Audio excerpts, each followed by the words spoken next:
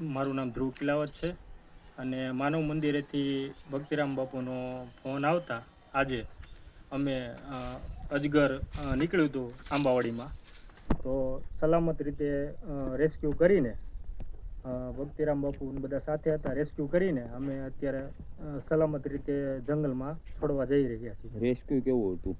Rescue અઘરું હતું.